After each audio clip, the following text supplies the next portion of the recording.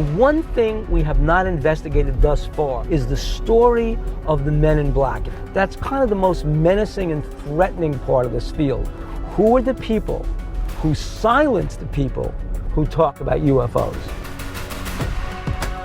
Men in Black are real. Reports of Men in Black go all the way back to the 1940s when folks first started reporting sightings of flying saucers. And that's no coincidence.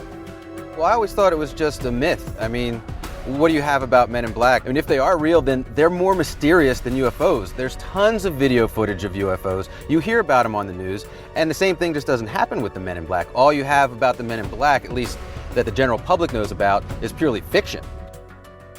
The challenge that I'm going to have with this investigation is separating science fiction from science fact. If Men in Black are real, then why aren't they mentioned in the vast majority of UFO sightings? We have eyewitness testimony from people who have been visited by the Men in Black. We're actually going to be talking with people who were threatened, so we know that Men in Black are a reality. We just don't know exactly what or who they are. On the surface, the mere mention of Men in Black sounds so unreal and so unbelievable, but there are just too many witnesses and too many cases of Men in Black encounters to ignore. Men in Black appear to be agents of some kind, who mysteriously show up after certain UFO sightings and attempt to silence the witnesses.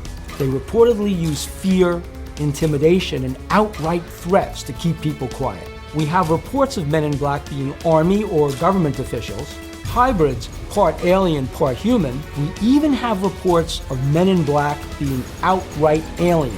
In the beginning, they showed up just to retrieve evidence, but it progressed to outright silence.